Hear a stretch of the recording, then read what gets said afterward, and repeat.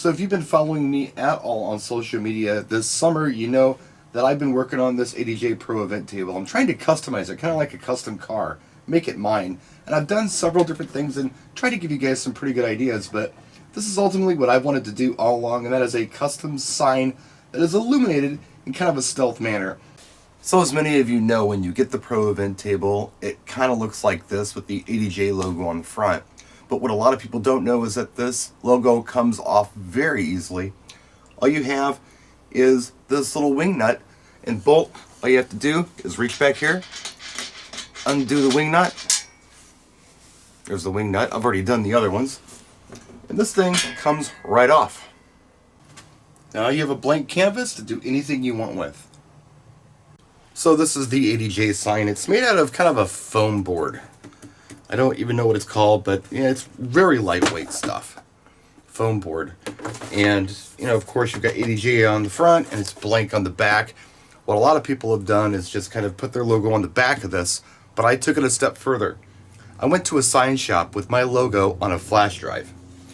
And I also gave them this sign as a template, and I said, make me a cool sign with this logo on it, this size, with these holes drilled in it. So they did. Now this ended up costing me between 140 and 150 bucks, but I went with the plexiglass option. And here it is. Now it is a little pixelized. If you really look close at it, you can see it's not perfect.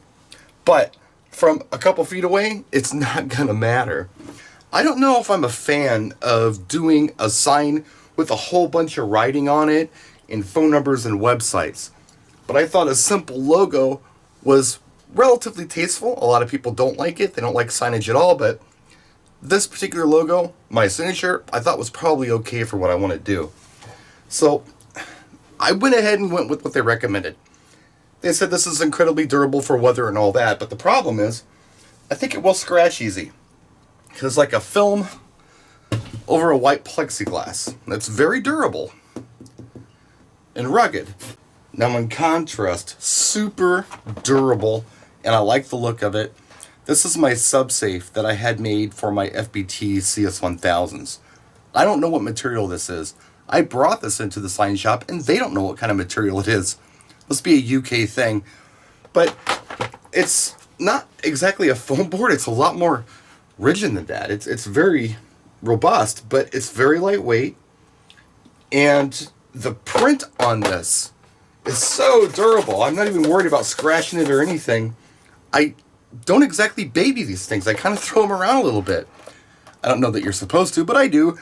And no scratches, no problems, nothing. And it wipes off pretty easy. So this is the material that I wish that I had gone with. The other cool thing about this is it's actually translucent. If you put light behind it, that BSR does pop. So you still get that cool effect.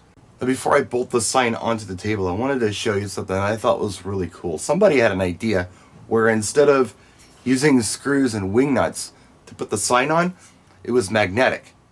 They put magnets in the corner of the sign. It just clicked on. Super easy. So the first thing we got to do is test this to see if it's actually magnetic or not. This is my little moose here. You know, if that is magnetic, it's very, very weak. I'm pretty confident this is aluminum. It's my little Canada moose I got when I was in Canada. It's not going to work. However, if you took a bolt or something and put it in here, tightened it down, and then put a magnet on that, a strong, powerful magnet, that would work just fine for you. So there's a cool idea. And of course, putting the sign back on is no big deal. You just pop your little screw through the hole. That all lines up. Pop the wing nut on the back, and you're all set. So now the next challenge is to illuminate it all, and I want to do it kind of in a stealth manner. So I tried a lot of different things. I tried this today, and I think I like it best. This is the ADJ UB6H. It's a hex LED, so red, green, blue, amber, white, and UV.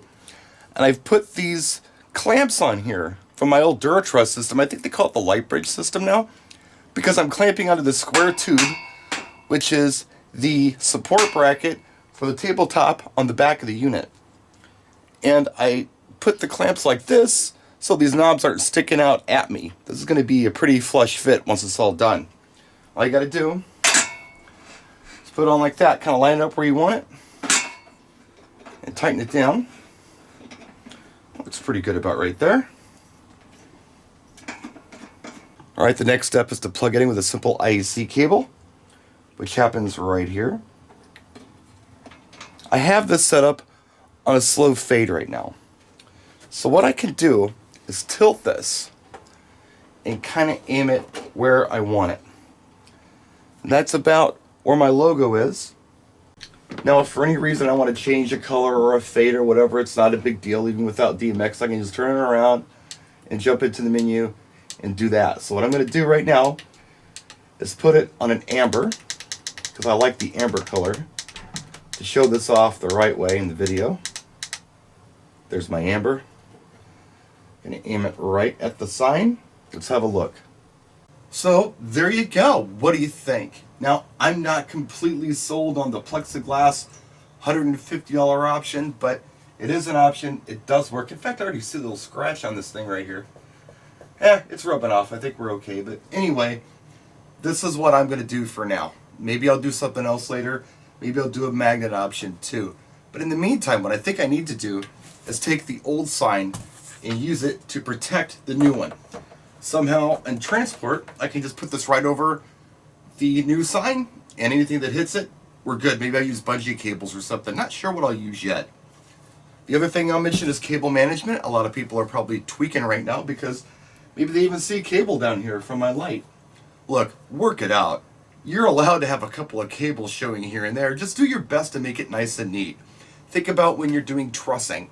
How are you managing cables that way? This is a truss table. It's kind of the same thing.